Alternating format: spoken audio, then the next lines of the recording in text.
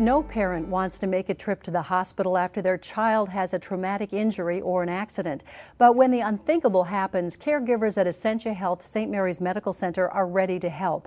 They are part of the region's only Level 2 Pediatric Trauma Center. We're joined now by Dr. John Bollins, trauma surgeon, and Jenn Hoff, injury prevention specialist. Thank you both for being here today. Thank you for having us. Dr. Bollins, let's start with you. What is your role with the Pediatric Trauma Center? I serve as one of 5 trauma surgeons and critical care surgeons at Essentia Health, and I also serve as the Pediatric Trauma Program Medical Director. And what's the difference between adults and little people as far as trauma and how they're treated?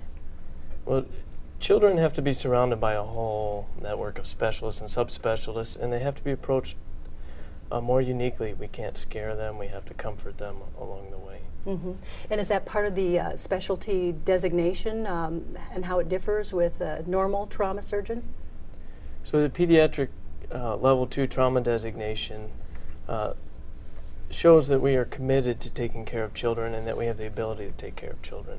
We have the specialists and subspecialists necessary to do so. Jen, what are the most common traumatic injuries that bring children to St. Mary's? Well, our most common injury by far is orthopedic trauma injuries. Top causes of those: falls, motor vehicle crashes, ATV injuries, snowboard injuries, and bicycle crashes. Are there any particular types of pediatric trauma accidents that stand out to you, Dr. Bollins? At this time of year, I think of children being struck by motor vehicles, children involved in motor vehicle collisions as passengers, ATV injuries, and also drownings and near drownings. And what makes you so passionate about children and the treatment of kids? Well, I have 2 young children of my own, and that makes me realize the importance and the peace of mind it brings to a family to have quality care close to home. And Jen, what can families do to try to prevent injuries with the kids, these typical injuries that you're seeing at the hospital? Well, I think the biggest thing is to recognize that injuries aren't usually caused from accidents. If you look back, there's always a I woulda, coulda, shoulda moment. Most are predictable, most are preventable, and so we just, as parents, we need to look at what can we do pre-event. If we're going swimming, do we need life preservers? Does everybody in the boat have one that's the appropriate size? Just showing kids that wearing a helmet's important and making them wear it every time. They're going to do what we do as adults, so I think just showing them by doing, they'll learn a big lesson. And what's so frightening with the little ones, all you have to do is take your eyes off of them for a second. That's right. They're always getting into trouble. Supervision is big.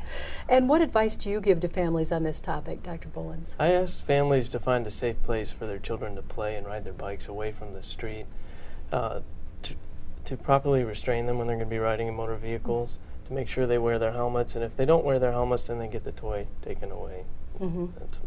And when they're going to be near water or around water, if they're a non-swimmer, they should have a life preserver on. And if you have a swimming pool in the backyard, maybe tarp it, cover it, hot tubs, that type of thing? Correct.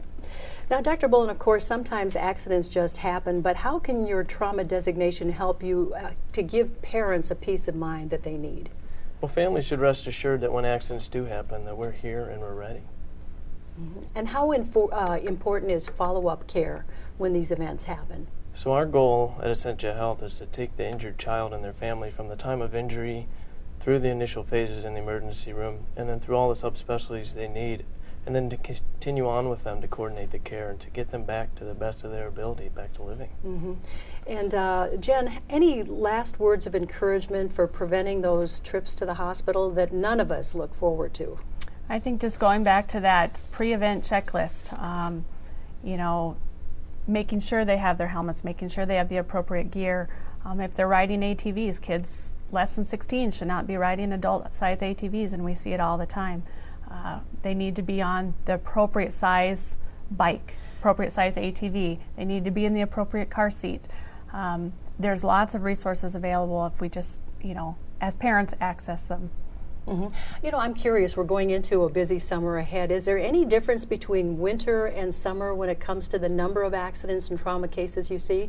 The population in the area goes up in the summer, and the activity goes up, and so the injuries go up. We have a big swing in the summertime, and then again in the winter when the snowmobiles come out, but summer's our busiest time. So a lot of this, and you were saying that there's really no such thing as an accident. Accidents do happen, but there's a lot of things we can do to prevent them. Mm-hmm. And so it's just doing due diligence as a parent? Yes, absolutely. Just looking at every situation. I mean, an accident can happen at any time, but if you're prepared, you look for the potential before it happens, you'll be a lot safer. Well, I want to thank you both for being here. It's been a very enjoyable conversation, and maybe some parents out there might have picked up some tips, and we can have some healthy kids this summer. Thank you. Thank you.